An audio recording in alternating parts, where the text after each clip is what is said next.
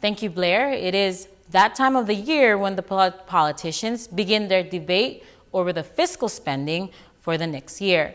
The president has introduced his budget for 2012 with an increase of more than $2 million from last year's budget, along with some significant riders. Riders are laws or amendments to laws that are attached to the budget. So if the budget gets passed, these new laws are passed as well. The budget contains increases and cuts from last year's. Here's how it breaks down. The largest increase is executive branch with an additional $1.8 million, followed by cost of living increase of $1.3 million. Infrastructure is $600,000, an audit of $425,000, an additional $400,000 to education, and $260,000 for judgments. There is also $75,000 set aside for no-income families. On the other side of the president's budget are areas getting a reduction. The judiciary branch will be cut by $175,000, while the legislative branch loses $230,000. Boards and commissions, which include Foreign Investment Board, the Palau Election Commission, and the Financial Institutions Commission, will be cut by $128,000.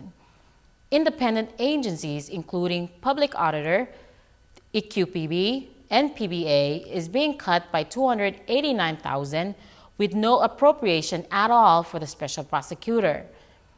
The other half of this proposed budget are the many riders attached, which the president says are important for funding the 2012 fiscal year. One of the biggest changes is to the PAN Act and the green fee. In the proposed budget, the green fee will be doubled from $15 to $30.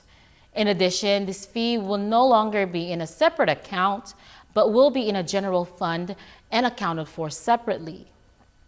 The green fee will also be reprogrammed to pay for the state grants and not the Protected Areas Network. The National Development Bank would have some changes, with the Minister of Finance becoming a board member and many of the bank's records having to be released to the President and the OEK. Minimum wage is also in the budget with $3.50 an hour for all employees, including foreign workers, except farmers and domestic helpers. In the budget, the PPUC gets some of the money owed to it by the government, but at the same time, the budget requires that PPUC waive all fees and penalties. New income taxes are also on the table, with as much as 18% for people who make over $25,000 per year. The breakdown looks like this. Under $8,000, tax at 3%. Over $8,000 is 6%. Over $12,000 is 14%. And over $25,000 is 18%. The hotel room tax is also raised from 10 to 15% on all hotels, and a $1 per dive fee will be charged to tourists. In a separate letter, the president laid out his justification for his budget and asked that he be able to discuss it with the OEK before any changes are recommended. This is only the first round in the budget talks that are sure to spark debate. Thank you, and now back to Blair.